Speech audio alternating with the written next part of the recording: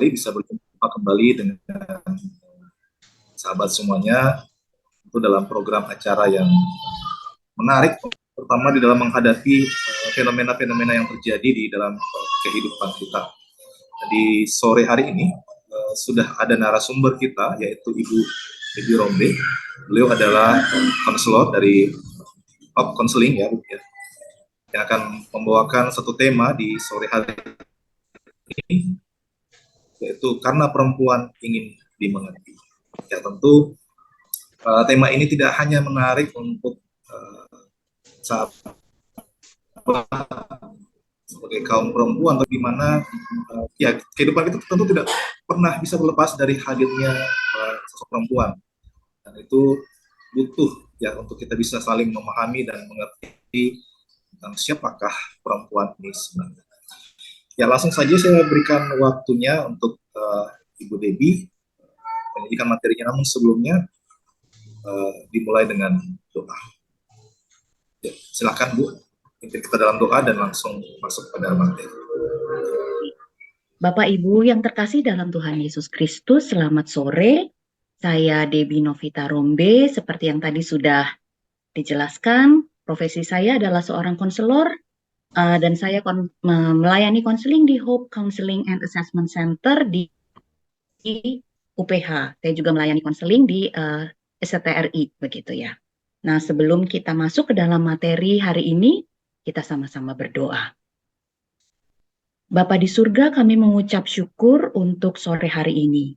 Kalau kami sama-sama boleh belajar bagaimana kami memahami seorang perempuan, bagaimana masing-masing kami sebagai wanita, dan juga mungkin ada pria-pria, ada suami, ada ayah, dan sebagainya yang mau belajar mengerti bagaimana memahami perempuan. Bapa di surga, kami serahkan sesi kami malam hari ini, Tuhan. Kiranya Engkau yang memimpin kami dari awal hingga akhirnya. Biarlah materi yang dibagikan malam hari ini boleh memberikan pencerahan yang baru, pemahaman yang baru, bagaimana kami boleh menghargai diri kami sebagai wanita, dan bagaimana kami sebagai pria boleh menghargai para wanita di sekitar kami. Kami serahkan sesi ini Tuhan kepadamu, di dalam nama Tuhan Yesus kami sudah berdoa dan mengucap syukur. Amin. Oke, saya akan bagikan materi saya hari ini. Sebelumnya, apakah Bapak Ibu bisa dengar suara saya dengan jelas? Pak Irvin, bisa ya dengar suara saya dengan jelas? Ya, oke. Bisa jelas. Oke, nanti misalkan suara saya hilang, ngomong aja langsung begitu ya. Jangan pakai message, soalnya nanti saya bisa-bisa nggak lihat message-nya, begitu ya. Oke, saya akan bagikan materi saya di layar kita. Sebentar ya. Oke, tema yang diberikan kepada saya adalah seperti ini. Karena perempuan ingin dimengerti. Nah, waktu saya memikirkan tema ini, jujur aja saya bingung begitu. Karena kan saya perempuan begitu kan ya. Saya pikir-pikir, sungguhkah saya ingin dimengerti? Ya iyalah pasti begitu kan ya. Tetapi apakah itu yang paling penting? Karena pada realitanya seringkali saya tidak dimengerti. Atau seringkali saya juga gagal mengerti. Bahkan di dalam posisi saya sebagai konselor, kadang-kadang juga saya sulit mengerti klien saya di dalam konteks hidupnya yang sangat kompleks begitu.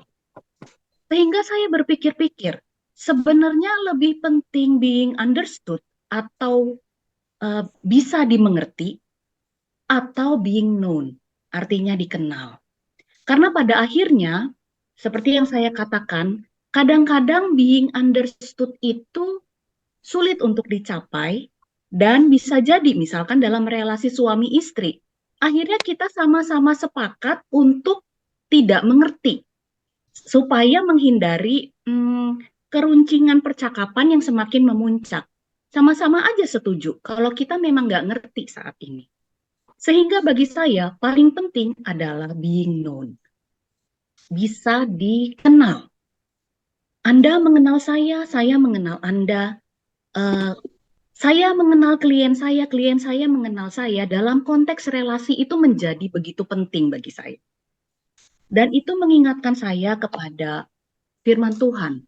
kepada Tuhan yang saya kenal sejak saya masih anak-anak. Gambar ini sudah saya tempel begitu di dinding kamar saya waktu saya masih kecil. Saya sejak masih kecil mengenal Tuhan saya sebagai gembala yang baik. Semenjak masih kecil, saya percaya, seperti yang Yohanes 10 katakan, kalau Tuhan saya mengenal saya, bahkan memanggil saya menurut nama saya sendiri. Dan sebagai domba, saya juga mengenal Tuhan saya, begitu. Dan itulah yang kita ajarkan kepada anak-anak kita, bukan? Kita percaya Tuhan Yesus, gembala yang baik, memanggil kita masing-masing menurut nama kita. Dan begitu juga kita memanggil dia sebagai Tuhan kita. Dan lebih unik lagi, lebih ajaib lagi, pada saat kita jatuh di dalam dosa, jatuh di dalam kelemahan, pada saat kita bersembunyi di dalam kelemahan kita dan di dalam dosa kita, ternyata Allah memanggil kita, Allah memanggil manusia. Di manakah engkau? Di manakah Debbie? Di manakah Pak Irvin? Dan di Kejadian 3 kan dikatakan bahwa manusia itu Tuhan memanggil. Dibuka hati-hati itu akan di. Oke, saya lanjutkan.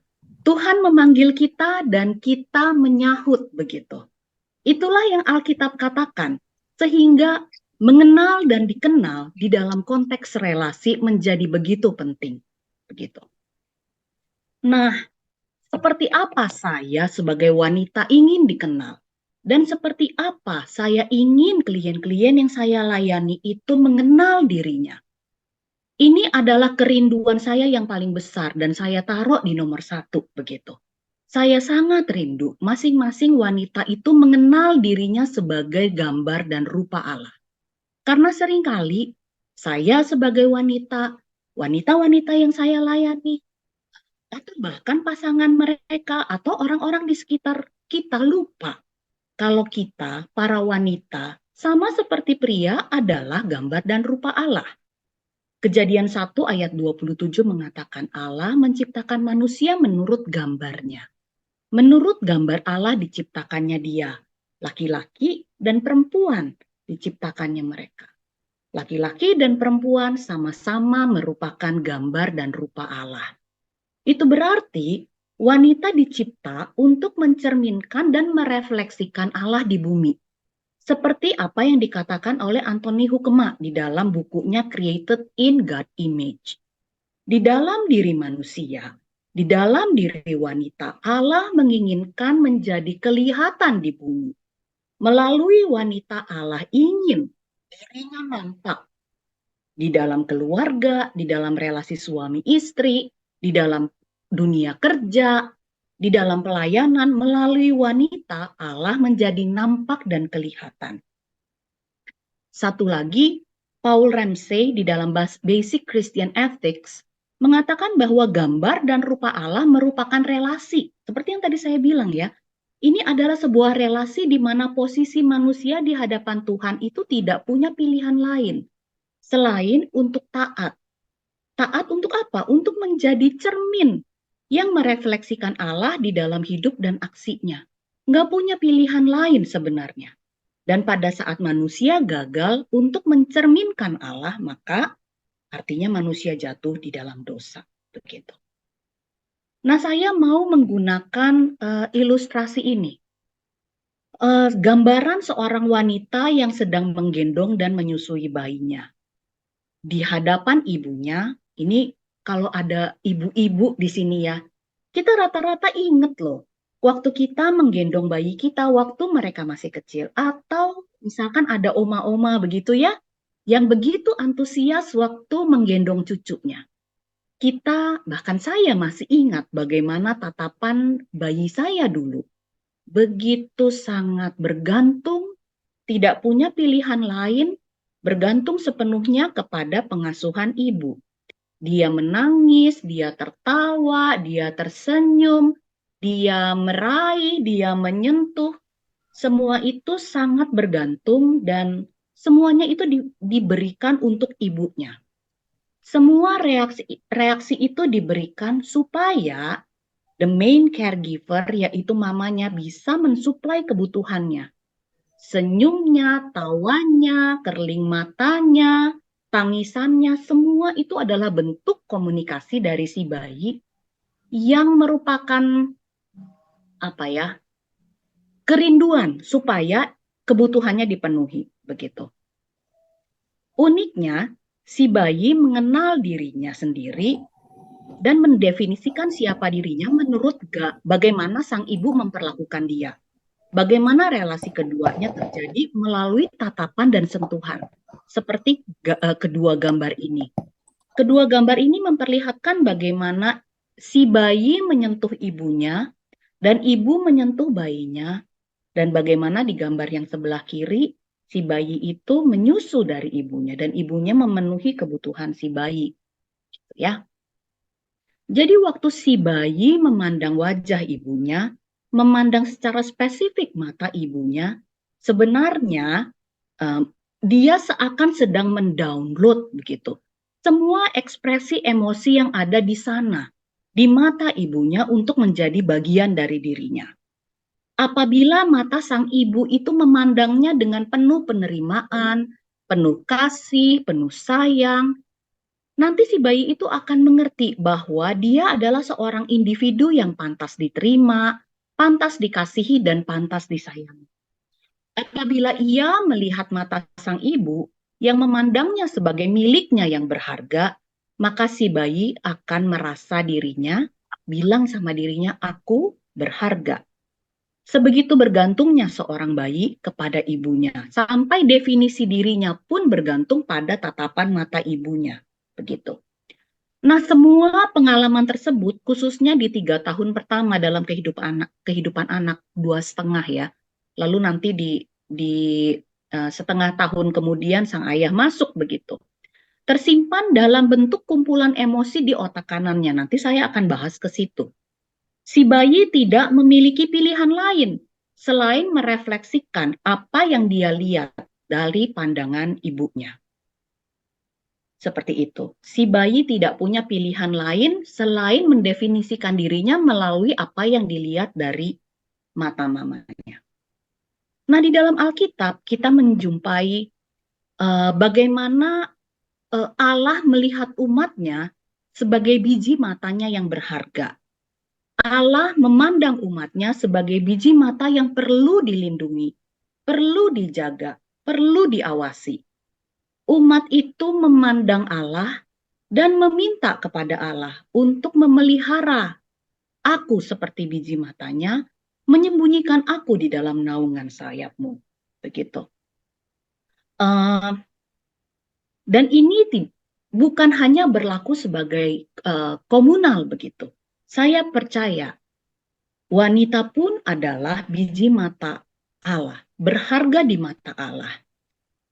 Biji mata itu begitu lemah dan rentan sehingga perlu dijaga, perlu dilindungi. Dan saya secara spesifik tadi menggunakan ilustrasi ibu dan bayinya. Bagaimana sang bayi itu menatap ibunya dan melihat refleksi dirinya di mata ibunya. Bagaimana ibunya melihat bayinya dan memberikan apa-apa yang berharga kepada bayinya. Begitu juga kita waktu memandang Allah. Kita begitu membutuhkan Allah supaya Allah memberikan definisi yang benar kepada kita. Bahwa wanita adalah gambar dan rupa Allah. Dan dengan definisi ini juga saya akan melanjutkan. Begitu. Nah, saudara-saudara, yang saya jumpai begitu ya. Jadi kan saya melihat ini dari sudut pandang seorang konselor Kristen.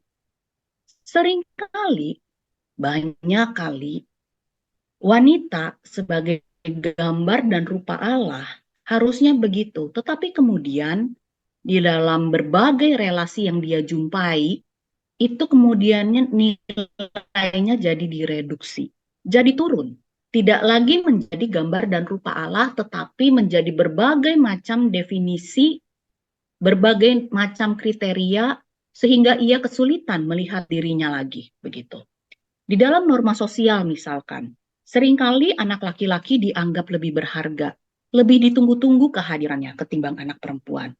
Orang tua lebih mengusahakan pendidikan anak laki-laki setinggi-tingginya ketimbang anak perempuan.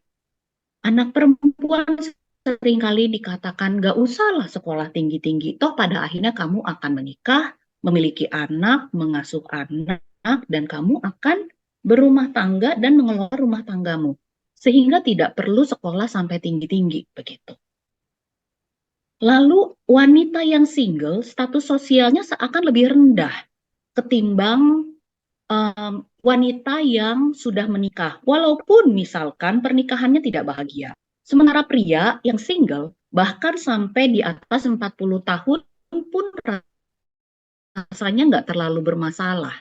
Yang bermasalah adalah wanita, kapan bawa calonnya, kapan nih nanti menikah, kapan nih nanti kamu menyusul.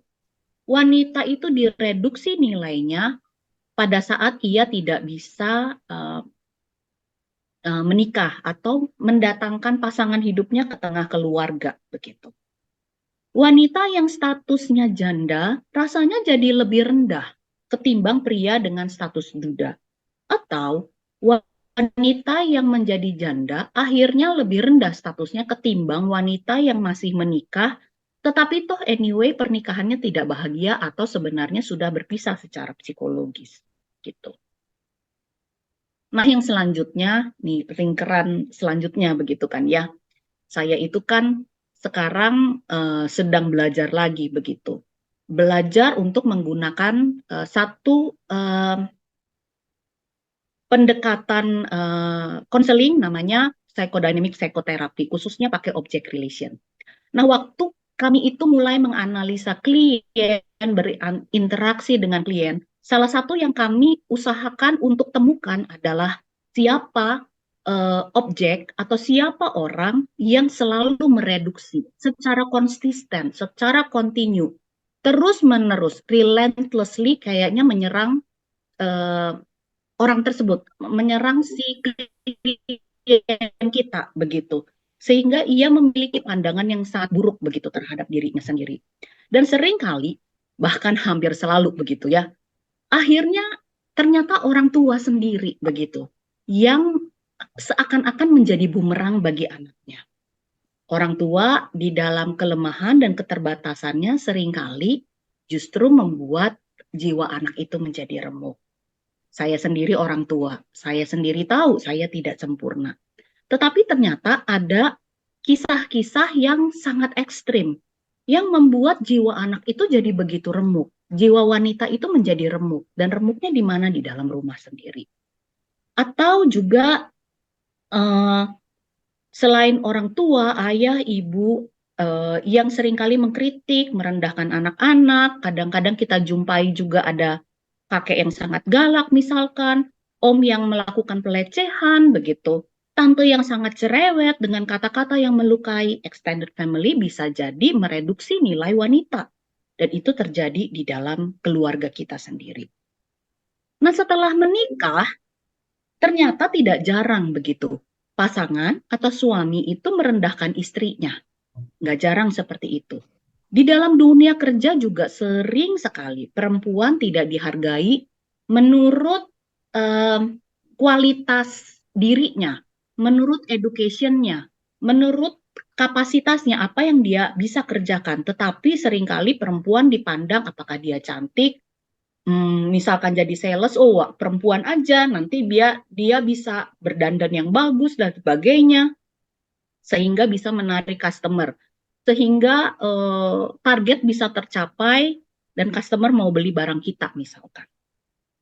Atau seringkali, nggak jarang juga, sesama perempuan kok ya bisa begitu, melukai sesama perempuan lain. Misalkan ada wanita yang cantik, ini saya pernah gitu ya melayani di asrama begitu. Saya pernah handle anak-anak perempuannya begitu, mahasiswa perempuan sampai ratusan begitu, ada ratusan anak perempuan. Aneh banget begitu. Anak-anak perempuan yang putih, yang cantik, yang pandai berdandan, alat makeupnya rupa-rupa, imut-imut begitu. Kadang-kadang pakai baju yang cantik, dia yang dibully begitu. Nggak boleh pakai lipstik, nggak boleh pakai ini, pakai eyeshadow begitu. Ngapain kamu pakai blush on begitu? Kenapa bajunya begini? Kenapa bajunya begitu? Menjadi cantik salah. Tetapi di sisi lain menjadi tanda kutip jelek pun salah juga. Rambutnya beginilah, keriting lah, rambutnya pirang lah, kulitnya hitam lah, dan sebagainya dan sebagainya. Bahkan kalau saya pernah baca satu buku tentang bullying di anak remaja putri. Selain masalah kecantikan, satu lagi yang seringkali jadi objek bullying adalah tentang kepintaran. Anak-anak yang pintar ternyata bisa jadi objek bullying dari teman-temannya. Tidak jarang wanita juga merendahkan nilai dari wanita lain begitu. Nah, kebetulan saya itu sekarang lagi kuliah dan salah satu tugas saya adalah di community psychology adalah belajar tentang intimate partner violence, kekerasan di dalam rumah tangga begitu. Dari apa yang kami kumpulkan begitu, ternyata worldwide begitu 27% perempuan usia 15 sampai 49 tahun mengalami intimate partner violence, kekerasan dalam rumah tangga yang dilakukan oleh partnernya, oleh suaminya. 38% dari semua kasus pembunuhan pada wanita ternyata pelakunya adalah partnernya sendiri begitu. Bagaimana dengan data Indonesia? Data dari Indonesia yang saya dapatkan melalui data dari Komnas Perempuan memperlihatkan bahwa dari tahun ke tahun kekerasan terhadap perempuan itu makin meningkat. Tetapi uniknya tahun 2020 tuh datanya turun. Tetapi bukan berarti itu betul-betul turun begitu. Kekerasan pada perempuan tidak benar-benar turun. Karena sebenarnya pada waktu itu kan itu banyak yang lockdown begitu. Dan pelayanan dari Komnas Perempuan waktu itu juga turun begitu ya. Karena kan kita waktu itu lagi adjust begitu. Kami juga di counseling center adjust nih. Yang tadinya kita seringkali ketemu tatap muka. Nah sekarang harus bagaimana? Kami juga adjust. Pelayanan sempat slow down, kemudian kan kita ramp up lagi, kita bisa adjust begitu. Nah, 79% kasus-kasus dari kekerasan pada perempuan ternyata ada di domestic level. Dan 69% dari itu adalah intimate partner violence.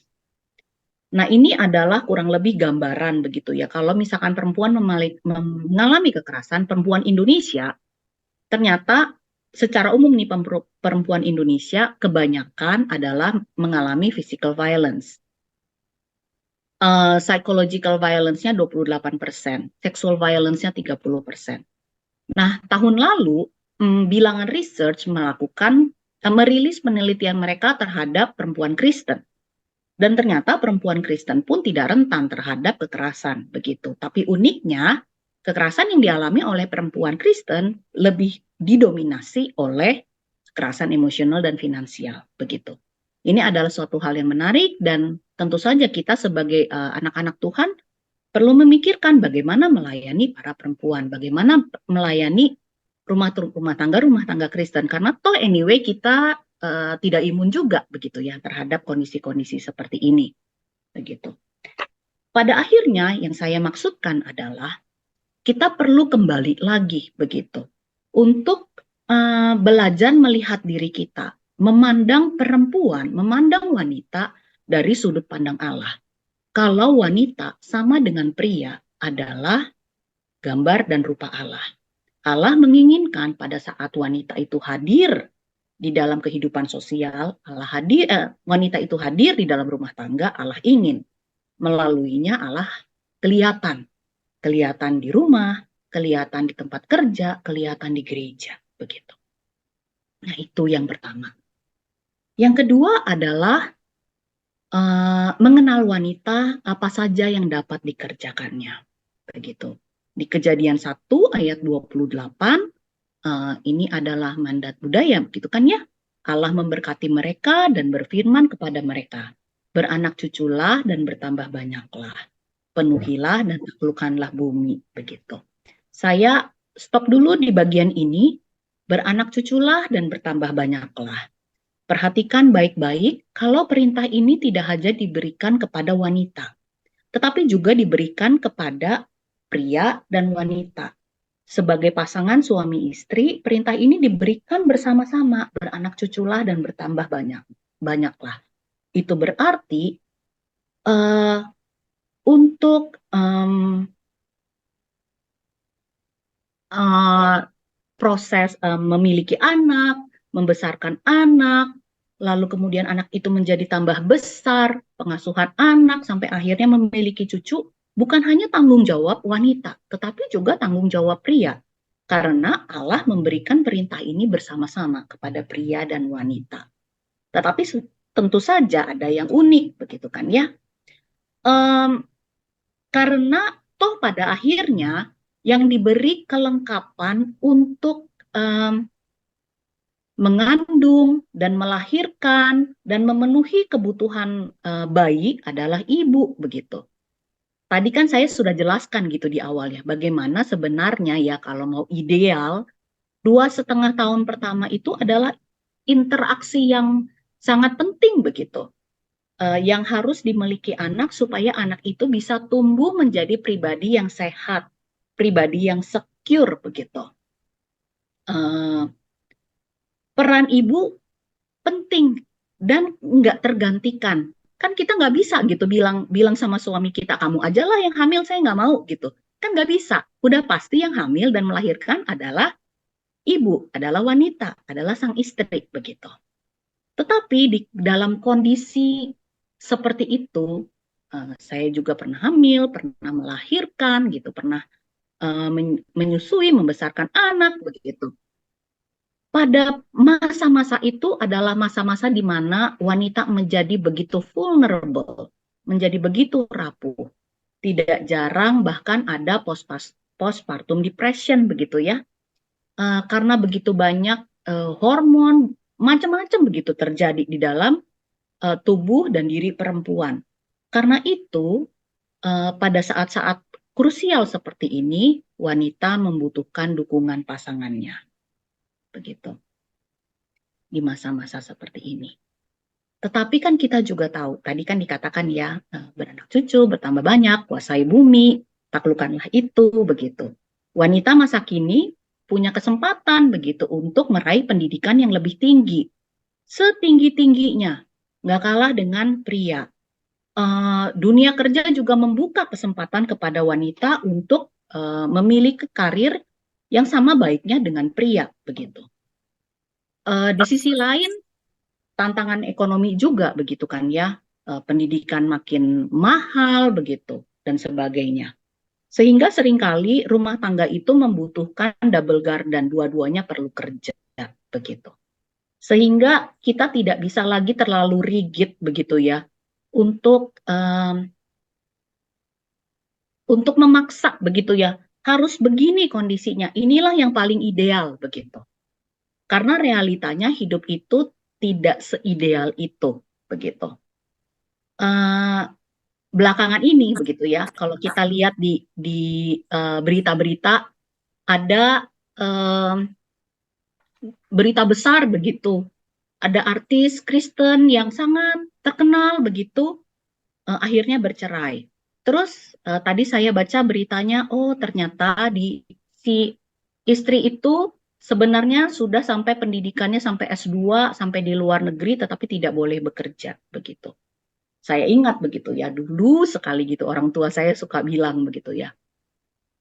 Sebaiknya perempuan tetap bekerja, karena pada akhirnya perempuan pun tetap harus beli bedaknya sendiri, begitu ya. Sehingga memiliki penghasilannya sendiri. Kamu akan lebih safe kalau begitu. Tetapi di sisi lain kita juga tahu, pas masa pandemi begitu ya, kadang-kadang suami pun kehilangan pekerjaannya, kondisi ekonomi juga menjadi tidak stabil, karena itulah kedua-duanya bekerja itu menjadi pilihan yang cukup common begitu diambil oleh pasangan suami istri masa kini begitu. ada satu pertimbangan yang saya pikirkan begitu ya. Pada akhirnya kita itu hidup di Asia begitu. Asia itu memiliki budaya yang kolektivistik, berbeda dengan Eropa dan Amerika, di mana kita itu hidup di dalam komunitas. Biasanya oma opa, kakek nenek itu akan sangat senang sekali membantu begitu ya. Saya pernah begitu waktu perjalanan saya dari Tangerang begitu ke Jakarta naik kendaraan umum, saya ngobrol begitu dengan seorang ibu-ibu yang udah tua begitu di sebelah saya. Ibu-ibu ini kerja, terus dia cerita, oh saya itu biasanya suka bantuin anak saya mengasuh cucu saya. Nah sekarang saya lagi gantian nih sama besan saya. Besan saya lagi datang dan dia yang jagain. Soalnya mereka berdua ini perlu kerja supaya begini begitu, cicilan rumah begini begitu. Ini adalah realita hidup yang very common begitu kita jumpai. Karena itu kita mesti timbang-timbang mana yang paling cocok untuk diterapkan di dalam rumah tangga kita. Menjadi terlalu rigid akan menjadi sangat sulit. Kepingin yang ideal, sementara realita hidup begitu berat akan sangat sulit. Sehingga kita perlu menjadi fleksibel. Kadang-kadang menjadi seorang wanita juga perlu fleksibel. Di tengah misalkan karir kita yang lagi naik begitu, ternyata kita hamil dan melahirkan, dan anak-anak butuh kita. It's okay for a while kita itu pencet rem begitu ya. Memberikan apa yang terbaik yang bisa kita beri pada anak-anak kita, untuk selanjutnya misalkan akan ada masanya kita gas lagi gitu. Hidup perlu menjadi lebih fleksibel ketimbang menjadi rigid. What woman can do begitu. Jadi di dalam rumah tangga pun yang paling penting yang Tuhan minta adalah takut akan Tuhan begitu. Tetapi di dalam takut akan Tuhan kita juga perlu menjadi produktif. Amsal 31 memberi list begitu yang panjang. Bagaimana sebenarnya wanita yang dipuji-puji itu ternyata juga begitu kreatif dan produktif. Bisa melakukan macam-macam pekerjaan yang ternyata dilakukan oleh pria begitu biasanya. Bisa juga dilakukan oleh wanita. Di sisi lain Bapak Ibu, saya pernah bekerja begitu ya di dua taruhlah industri yang berbeda begitu. Saya pernah ada di dalam sebuah industri yang di industri telekomunikasi yang isinya banyak laki-laki begitu. 18 tahun saya ada di sana, banyak sekali pria-pria. Dunia telekomunikasi begitu ya, dunia teknik. Tetapi di dalam dunia yang penuh laki-laki itu tetap membutuhkan wanita ada di situ. Sehingga dunia yang keras itu menjadi lebih relasional, lebih lembut. Di tengah persaingan dan gesekan yang sangat kuat begitu. Kehadiran wanita, kelembutannya, yang memimpin dengan begitu relasional dan lembut, itu akan memberikan dampak yang baik. Begitu. Di sisi lain, saya sekarang adalah seorang konselor, yang notabene hampir begitu, kalau misalkan saya kuliah, atau bahkan di Hope Counseling Center, konselor-konselornya rata-rata perempuan. Apakah kami tidak butuh konselor laki-laki? Ya butuh banget begitu. Lalu guru-guru di sekolah, perawat-perawat yang notabene banyakkan begitu perempuan. Apakah butuh laki-laki? Butuh banget. Guru-guru itu sangat merindukan, sekolah itu sangat merindukan memiliki guru laki-laki. Karena anak-anak membutuhkan figur laki-laki di sekolah. Karena seringkali figur laki-laki di rumah kurang hadir begitu. Jadi seperti apa yang dikatakan di Kejadian 1 ayat 28. Waktu Allah memberi perintah kepada manusia, taklukkanlah bumi, berkuasalah atas ikan-ikan di laut, burung-burung di udara, dan atas segala binatang melata di bumi, diberikan kepada pria dan wanita, supaya pria dan wanita sama-sama bisa bekerja sama untuk menaklukkan bumi, untuk menghadirkan gambar dan rupa Allah menjadi kelihatan di bumi. Perlu kerjasama. Pada saat pria dan wanita hadir bersama-sama, maka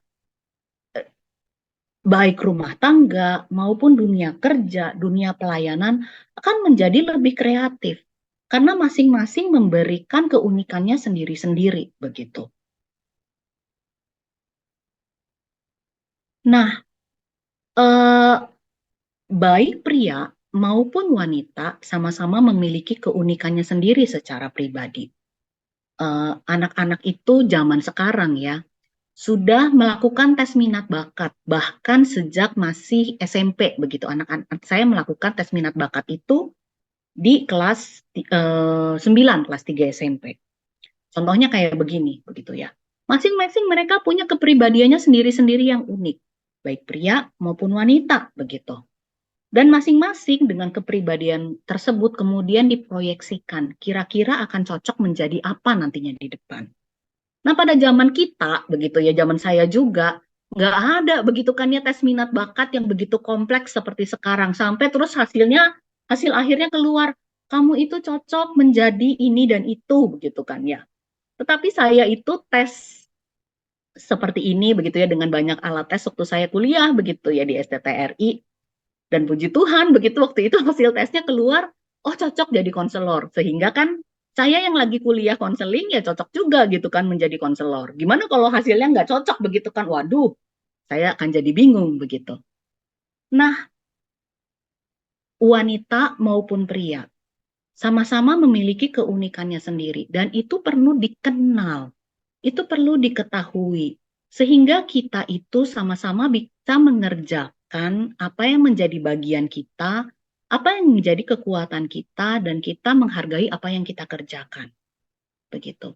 Pada saat kita melakukan sesuatu yang memang cocok sama minat dan bakat kita, cocok dengan passion kita, maka kita akan menyukainya, melihatnya berharga, dan kemudian menganggap diri kita berharga juga. Karena kita melakukan sesuatu yang berharga, begitu. Selanjutnya, wanita dan emosinya. Rancangan dalam hati manusia itu seperti air yang dalam, tetapi orang yang berpengertian dapat menimbanya. Nah, emosi itu seperti ini. Kita itu semenjak masih kecil seringkali kurang dihargai emosinya. Seringkali orang tua kita itu lebih menghargai apa-apa yang bersifat logis, apa-apa yang bersifat fakta, apa-apa yang bersifat terencana, teratur, matematika dan sains lebih dihargai. Kalau anak mau ngambil jurusan musik itu dipertanyakan bolak-balik, kamu mau hidupnya dari apa misalkan nantinya. Begitu.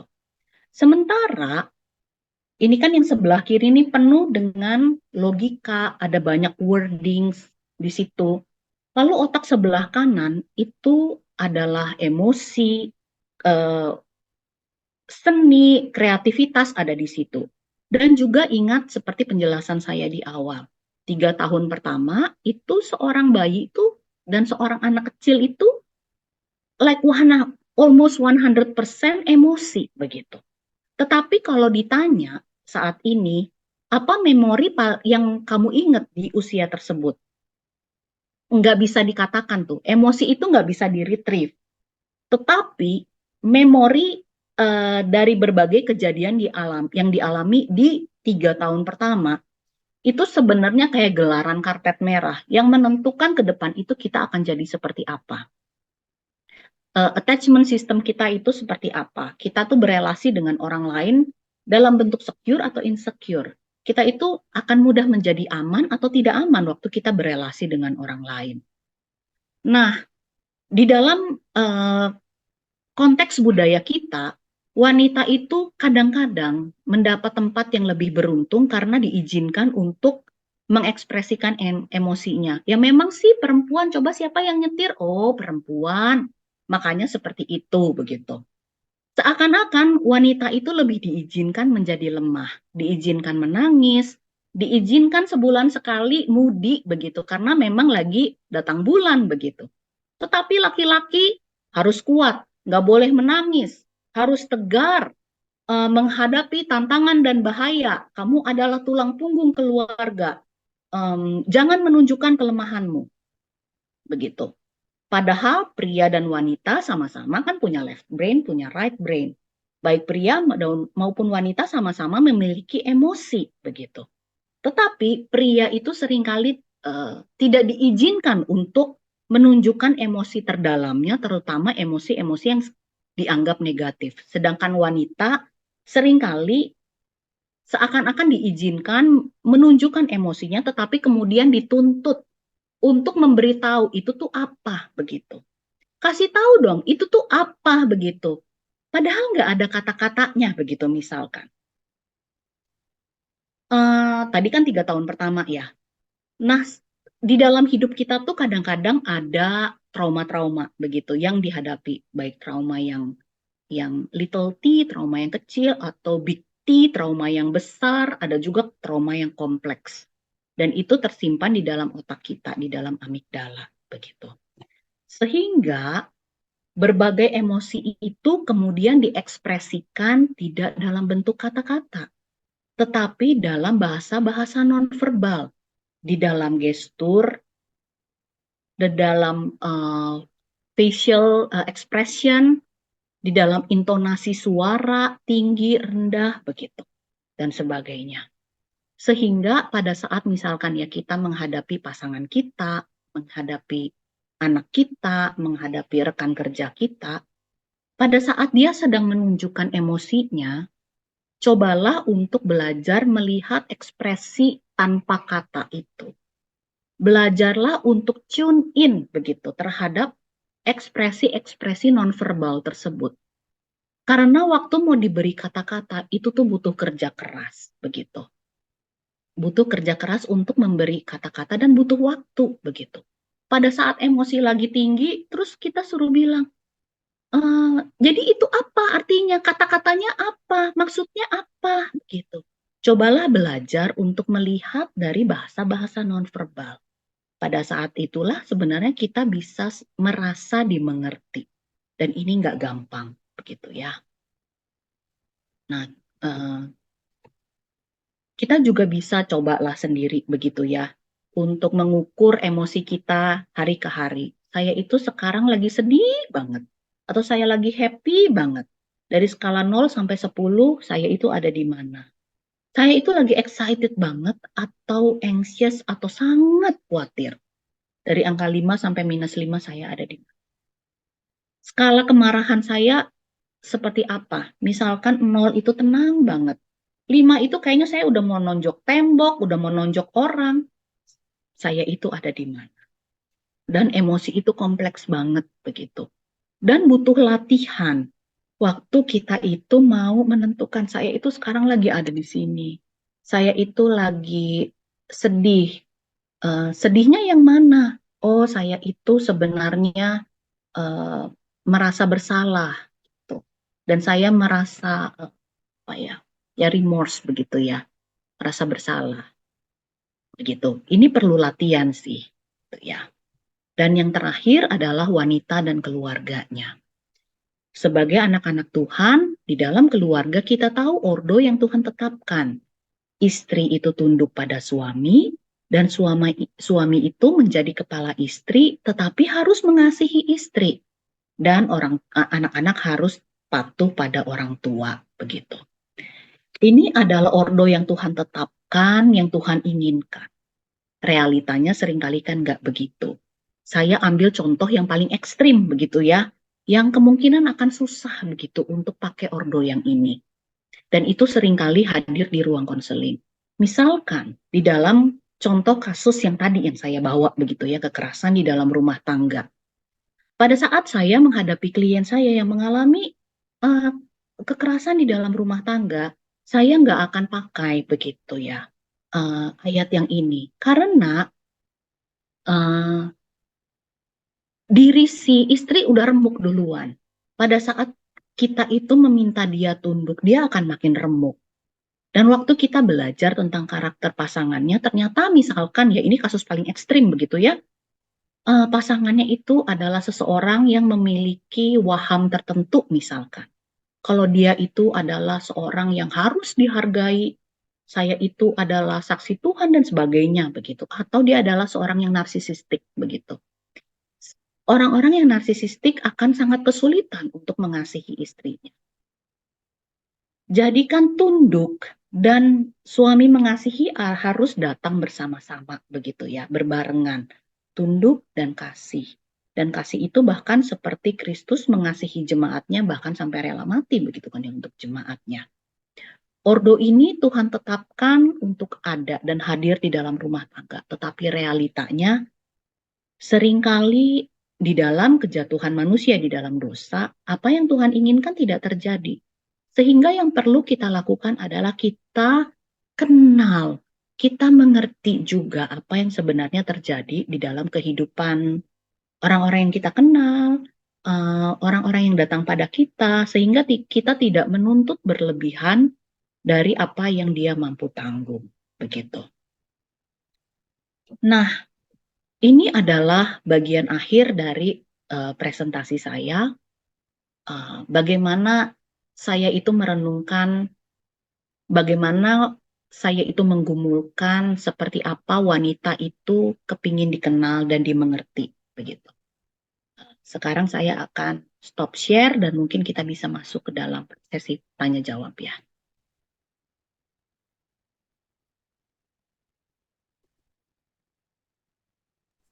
Ya, terima kasih untuk materi yang sudah disampaikan Bu Debbie.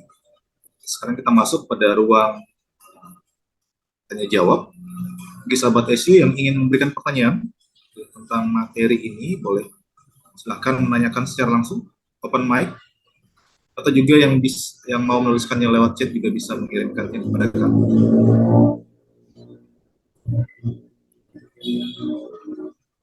Apakah ada yang ingin mengajukan pertanyaan? Saya tanya ya, Bu Debbie. Oh Ya, silakan. Ya. Tadi Ibu katakan yang tentang ordo itu ya, Bu ya. Itu kan ketika sudah ada pernikahannya. Nah, cuma memang ada banyak hal itu jadi pada waktu pernikahan itu menjadi terbolak-balik gitu, atau ada masalah lah ya. Yang saya mau tanyakan, apa yang harus kita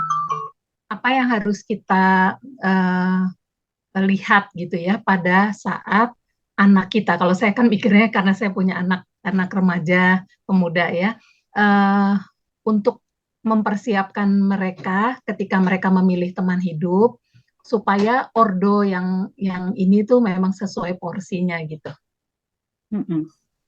Oke. Yang pertama-tama Bu, yang saya pikir ya, pada saat kita itu membesarkan anak kita di dalam ordo yang memang sudah Tuhan tetapkan. Jadi anak-anak juga lihat bagaimana ayahnya mengasihi mamahnya. Bagaimana mamahnya itu hormat gitu ya. Hormat. Tunduk tuh kan bukan tunduk yang yes 100% begitu kan ya. Tetapi kan istri itu menghargai, menghormati suaminya begitu.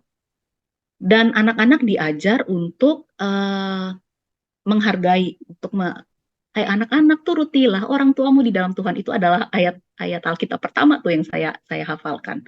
Kalau anak-anak kita itu belajar itu di rumah, maka saya pikir ya di dalam iman itu kita percaya anak kita ready begitu.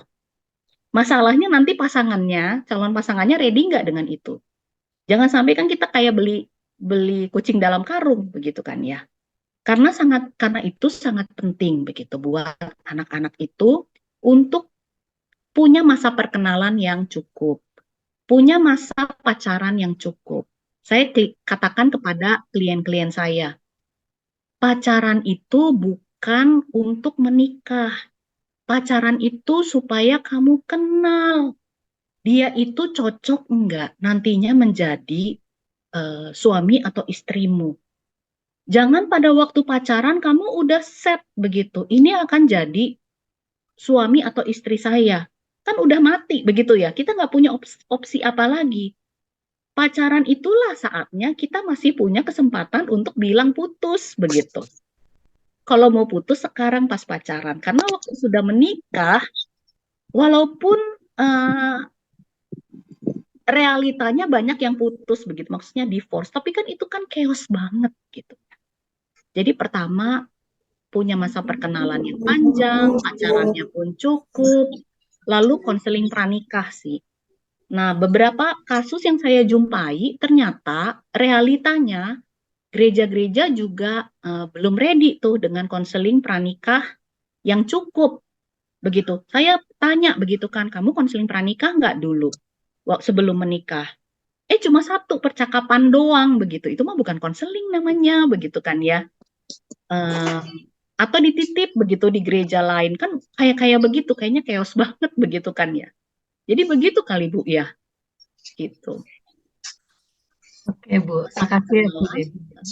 Masa perkenalan, pacaran, sama konseling. Nah, nikahnya kalau bisa ya ada tes-tes kepribadian, percakapan yang cukup panjang begitu ya, dengan konselor atau hamba Tuhannya. Begitu Bu Audi yang bisa saya katakan. Makasih Bu Debbie. Sama-sama.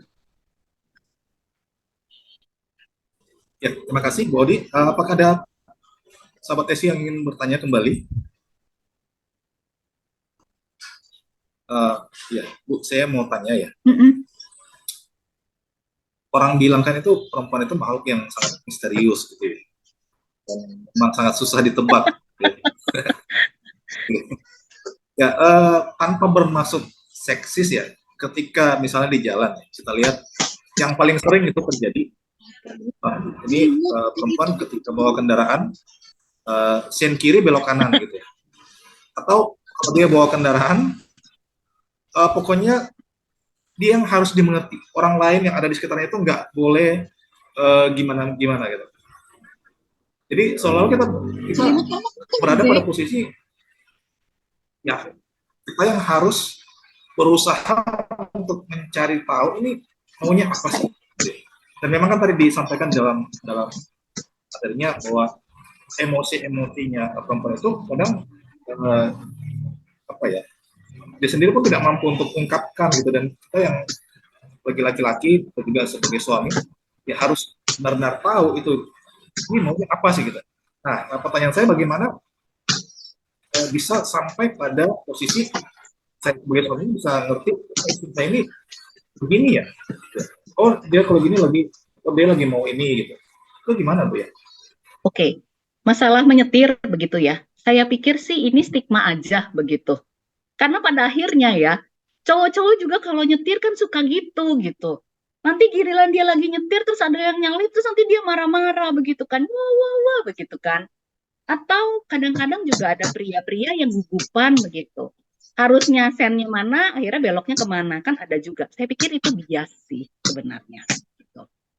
Lalu pertanyaan Pak Irvin kan tadi gimana caranya gitu ya sebagai suami mengerti istrinya begitu.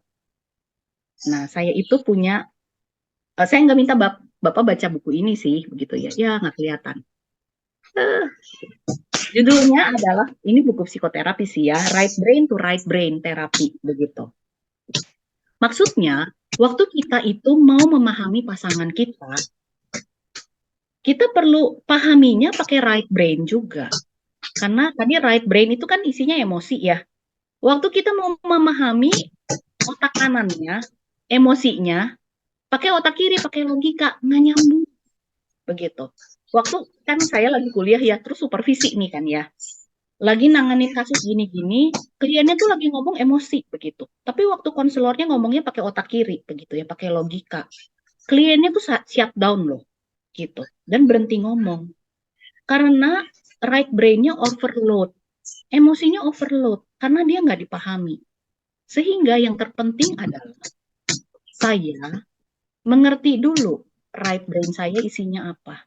Emosi-emosi saya itu apa isinya. Pada saat itu saya bisa memahami diri saya, bisa memahami emosi saya, bisa memahami dinamika saya sendiri. Pada saat itulah saya menjadi mampu untuk nyambung dengan right brain-nya orang lain, termasuk dengan pasangan. Karena kemudian kita jadi mampu membaca hal-hal yang unconscious, hal-hal yang nggak ada kata-katanya, tetapi keluar dalam bentuk tangisan, dalam bentuk keringitan, begitu. Biasanya yang saya lakukan sekarang pada klien saya begitu ya. Tadi aja misalkan, tadi kan saya juga counseling gitu ya. dia nggak bisa ngomong begitu, tapi dia nangis. Terus saya bilang, saya melihat wajahmu yang ada air matanya.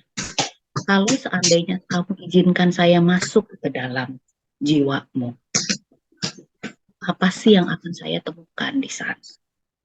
Terus dia kan nangis ya, nangis, nangis, nangis. Setelah selesai, baru dia bisa ngomong. Saya itu begini, begini, begini, gitu. Di dalam kesedihanmu misalkan.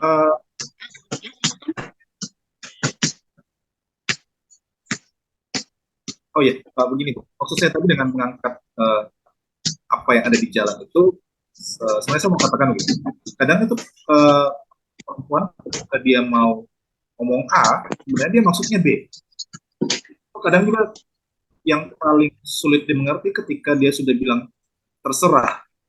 Pak itu dari kaum laki-laki itu, ini waduh ini apa maksudnya? Nah, iya. Nah itu gimana Bu? Saya share screen lagi ya, bentar. Tadi itu yang Bapak katakan adalah yang bilangnya B maksudnya A, bilang A maksudnya B. Sebenarnya kan ini ya, words. Kontennya tuh cuma 7% dari overall komunikasi kita. Tapi sebenarnya 93% adalah yang nonverbal. Dari gerak tubuhnya, dari ekspresi wajahnya, dari intonasi suaranya, begitu. Sehingga yang perlu dilatih adalah menangkap apa-apa yang nggak ada kata-katanya. Jadi walaupun si 7% ini nggak ada, kita tuh bisa ngerti begitu. Jadi jangan terjebak di dalam kata-kata bilangnya A maunya B.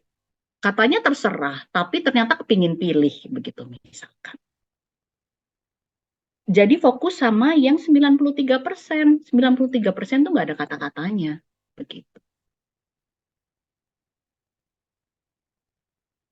Sehingga kata-kata menjadi kehilangan makna. Waktu kita tuh bisa baca. Bisa membaca emosi orang melalui gestur tubuhnya, melalui wajahnya, begitu. Melalui intonasi suaranya.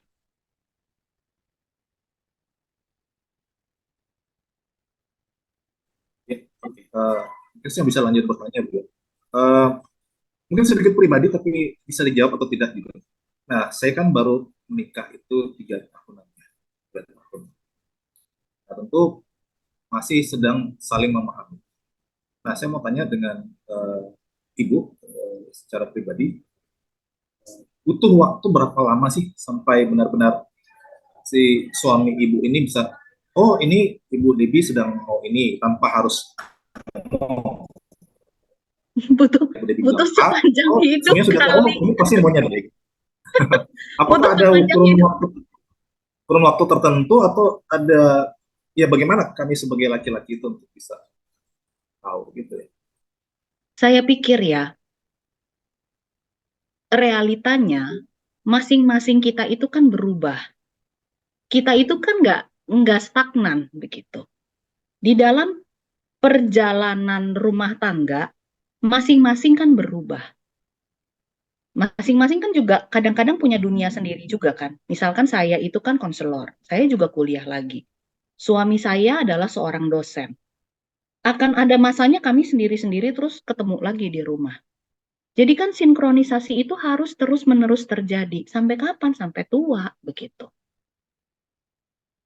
Karena kan kalau Pak Irvin belajar tentang misalkan yang paling gampang Erik Erikson kan begitu ya. Di setiap stages of life itu punya tuntutannya sendiri, punya tantangannya sendiri-sendiri, dan setiap kali kita masuk ke dalam stage itu kan kita perlu adjust lagi begitu. Misalkan di usia saya yang sekarang begitu, eh, sudah masuk di mana saya itu harus banyak berbagi begitu. Tidak lagi fokus sama apa sih pencapaian karir yang tinggi begitu misalkan kayak gitu. Tetapi mungkin bagi pria gitu harus dia dia punya tanggung jawab untuk membiayai anak-anaknya gitu misalkan gitu kan ya, sehingga kan karir menjadi tetap penting dan perlu dipertahankan begitu, supaya anak-anak masih tetap bisa kuliah karena biaya kuliah kan tinggi begitu. Itu adalah salah satu pergumulan kami begitu kan. Jadi setiap fase pasti ada pergumulannya.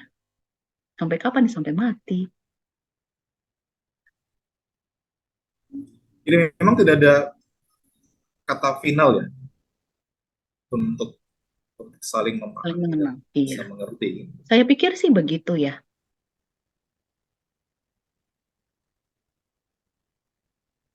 Ya. Makasih Bu. Tadi ada Bu, pertanyaan. ini ada pertanyaan di kolom chat, boleh? Iya. Heeh. Di kolom chat saya bacakan ya.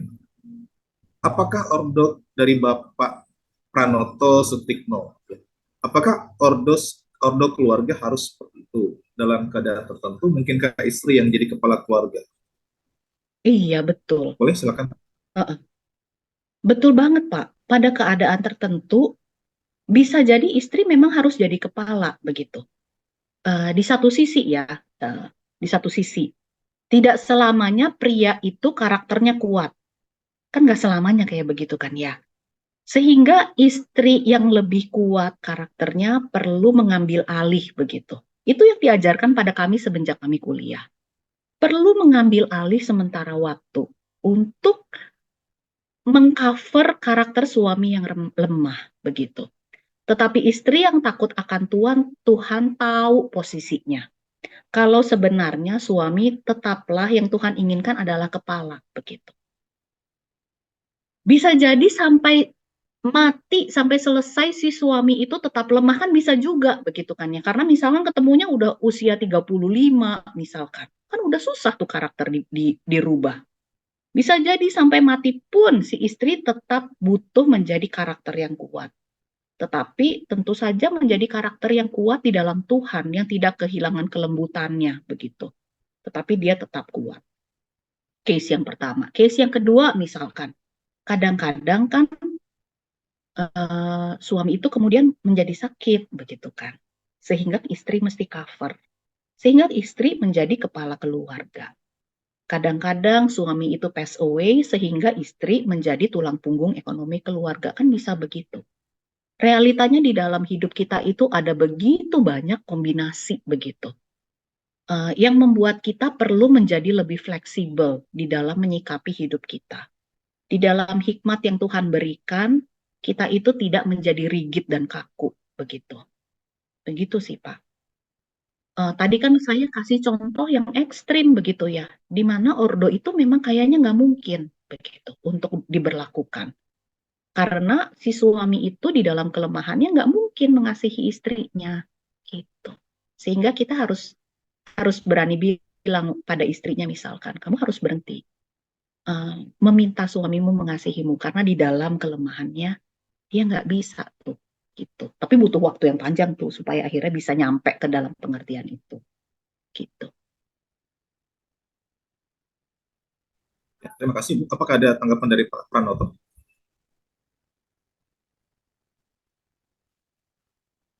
Oke. Ya, ada pertanyaan selanjutnya dari Bapak Sihar Sombing. Oke. Apakah dalam percakapan pranikah perlu materi konseling atau apa saja menurut Ibu yang tepat untuk percakapan pranikah? Tadi mungkin karena sempat disinggung tentang ya konseling pranikah gitu ya. Cuma memang Iya. materi pertanyaan ini sedikit melenceng dari tema kita. Tapi kalau mau dijawab silakan Bu. Di dalam konseling pranikah begitu yang biasanya kami berikan begitu, tentunya kan ada dasar-dasar pernikahan Kristen. Lalu keluarga asal begitu kan, karakter dari pasangan calon suami istri, termasuk karakter orang tuanya begitu. Kalau misalkan Bapak mau, Bapak bisa cek ke STTRI. STTRI itu punya bahannya begitu. Buku untuk konseling pranikah berikut bahannya begitu. Nanti bisa juga Bapak kontak ke Pak Irvin untuk dapat infonya. Jadi udah ada bukunya. Kebetulan bukunya ada di ruang kerja suami saya nggak punya di sekitar sini nih. bahan saya lagi nggak ada di sini. Kalau nggak saya bisa contohin. Konseling pranikah ada sih bukunya, dari buku yang biasa kami pakai tentunya kan karena saya dari STTRI ya bukunya Pak Yakub Susabda begitu.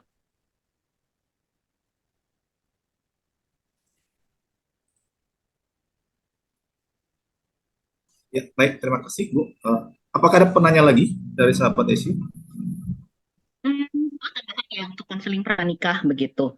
Misalkan memang punya punya dana yang cukup begitu.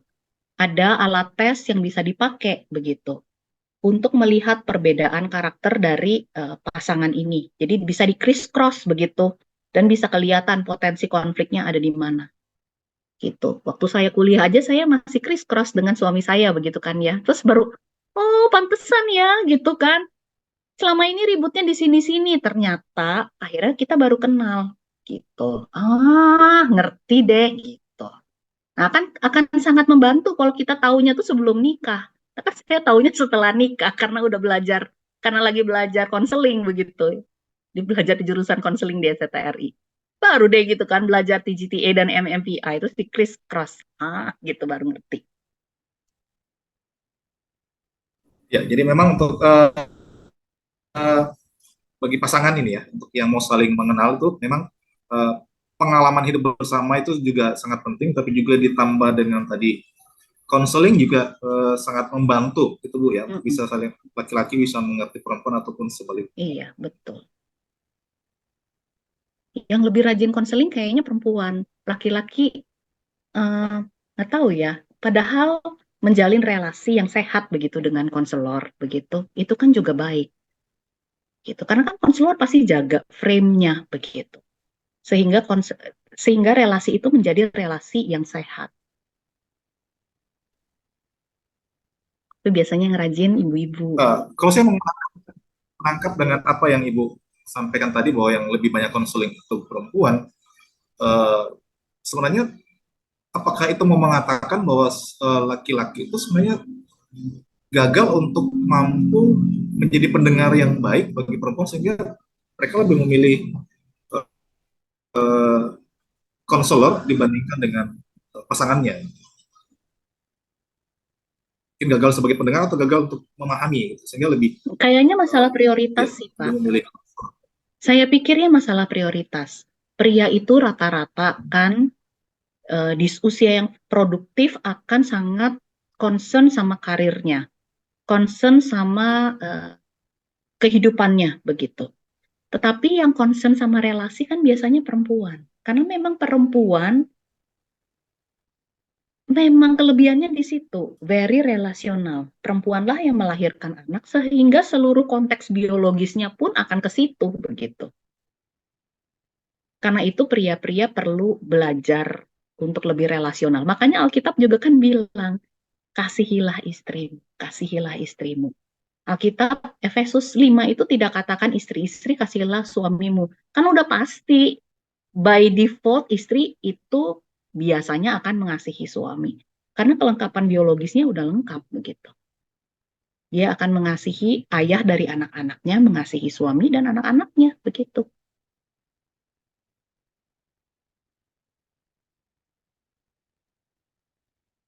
Ya. Terima kasih Bu. Apakah ada penanya lagi, satu penanya mungkin sebelum kita mengakhiri sesi ini?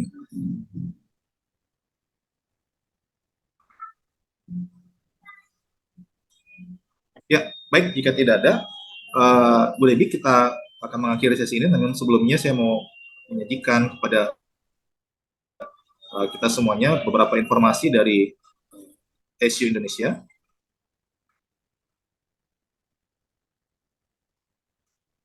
Ya, pertama-tama kami mengucapkan terima kasih kepada Ibu Debbie Rombe sebagai narasumber di malam hari ini. Kiranya Tuhan Yesus memberkati dalam pelayanan dan juga dalam proses menempuh pendidikan di saat ini. Semoga bisa berhasil dengan baik dan semakin bisa memberkati, ya, khususnya di dalam lingkup konseling. Nah, kemudian informasi berikutnya, ya, Scripture in Indonesia memberikan paket buku bagi hamba Tuhan.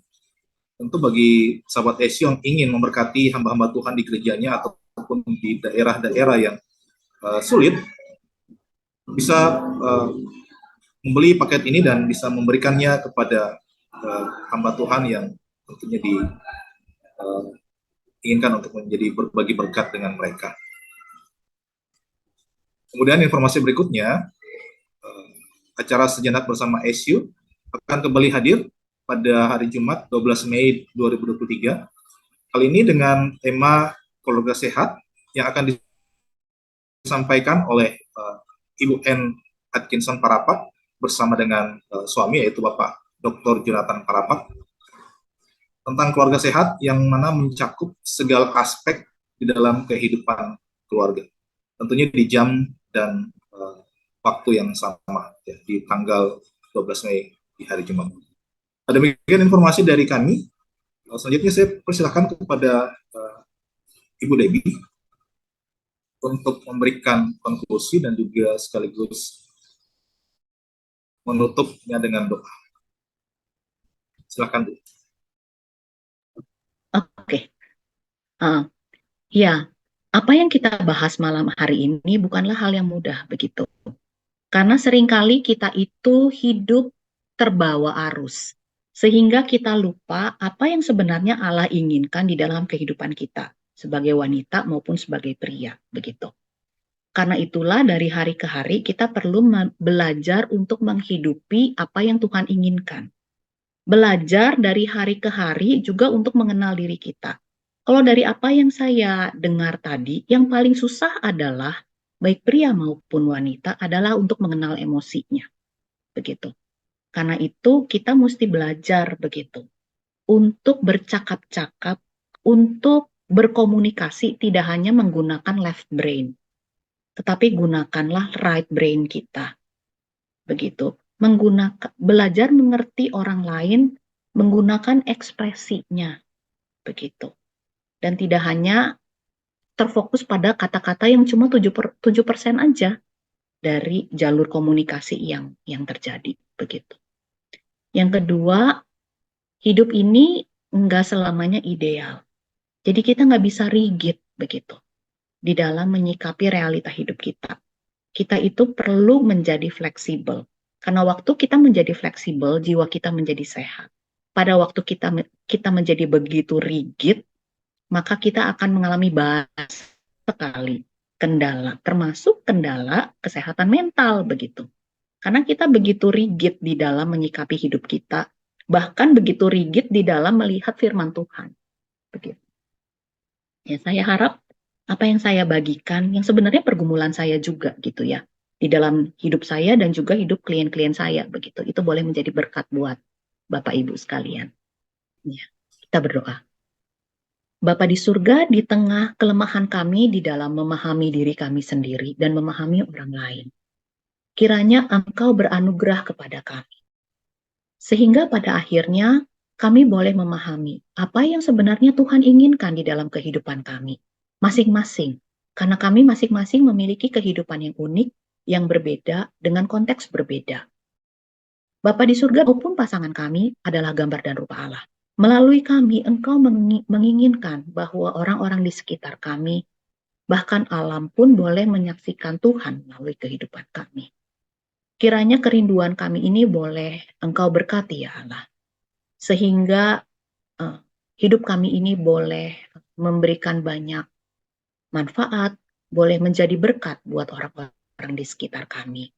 Kami serahkan malam ini Tuhan kepadamu, di dalam nama Tuhan Yesus, Tuhan dan Juru Selamat kami. Amin.